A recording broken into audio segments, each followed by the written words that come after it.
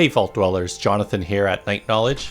It's a super exciting time with the recent Amazon Fallout series. Everyone is either getting into or back into Fallout games. In today's Fallout 76 video, I'm going to show you 15 things that you may not be paying attention to that is making it harder than it needs to be. Number 1. Status trackers. In the bottom right of your screen, it tracks your hunger and thirst, but also any buffs, debuffs, and whether you're over encumbered. Make sure you're eating and drinking often for buffs, and you can research any negative red debuffs such as diseases, addictions, or radiation poisoning in the status tab of your Pip-Boy. Number 2, looting. There will be times that you're non-stop fighting and have a ton of bodies everywhere. Don't manually search every body, but press the R button to search all the nearby corpses instead. You'll be able to scroll up and down to see the entire list of loot, and legendaries will typically be at the very top of the list always. Number 3, legendaries. At the time of this video, legendaries are actually very common in Fallout 76. So much so, some players may be hoarding them, causing them to become over-encumbered. Make sure you sell extra legendaries at the legendary exchange machine for script.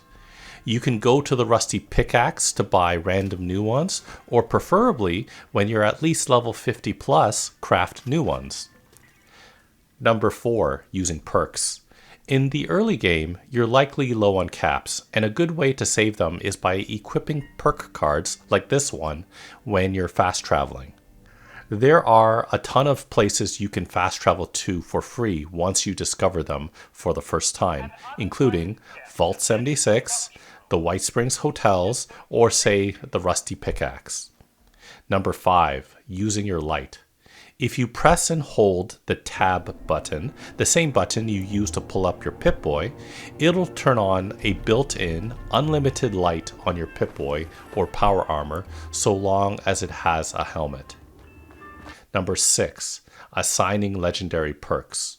Once you hit level 50, it'll unlock legendary perk cards that can make life dramatically easier. Number 7, challenges. Make sure you're checking your daily and weekly challenges, which normally give you seasonal points to unlock really unique things in the seasonal shop.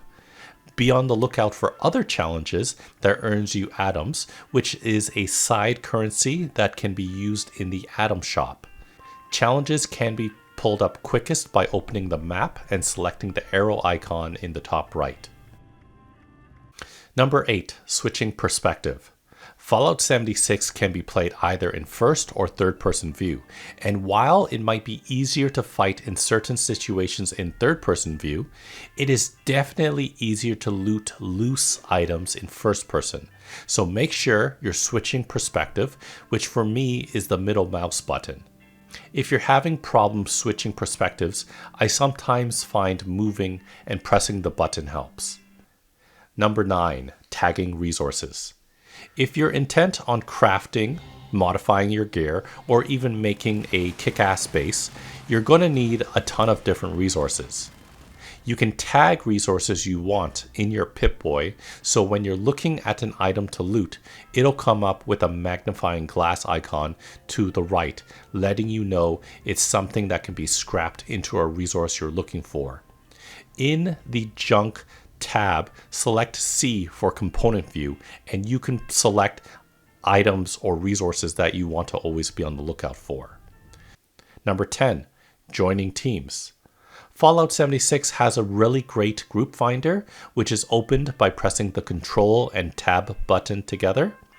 Except for maybe the expedition groups, most groups and people do not expect you to stick with them 100% and just group up for the extra bonuses and being able to tag more enemies at one time, meaning you will earn more experience and loot when you are in close proximity, which is usually at public events.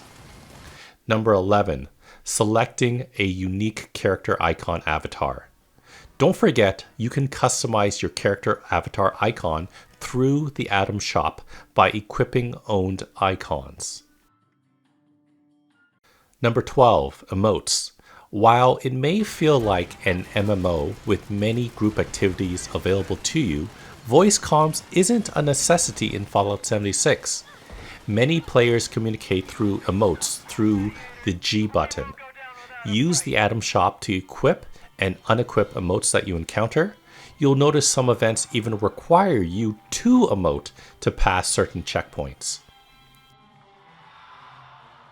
Number 13, learning plans. You're likely to find and earn many recipes and schematics when playing the game, especially when completing events, daily ops, and expeditions. Make sure you're opening the notes section of your Pip-Boy and scrolling to the P and R section, which has plans and recipes that you can learn. Notice plans are not weightless, so share your duplicates with friends or strangers to keep you light on your feet. Number 14, watching your weight. Speaking of weight, many new players ignore their weight limits and become over-encumbered, which causes them to lose additional action points when running and preventing them from fast traveling. This can be plain annoying to deadly during combat. There are many ways to stay light. I'd recommend checking out this video of mine that goes through some tips on keeping your inventory clear. Number 15, daily utility reward. The last tip I have is always to be on the lookout for your daily free utility reward that is in the item shop. There are all sorts of great rewards such as repair kits that allow you to repair one piece of gear fully out in the wild, or like lunch boxes that gives you and nearby players random buffs. And those are 15 tips on making Fallout 76 easier. I hope it helped you out. Check out the rest of my channel for other videos on Fallout 76, video games, board games, and other fun things. Thanks for watching, and I'll see you next time.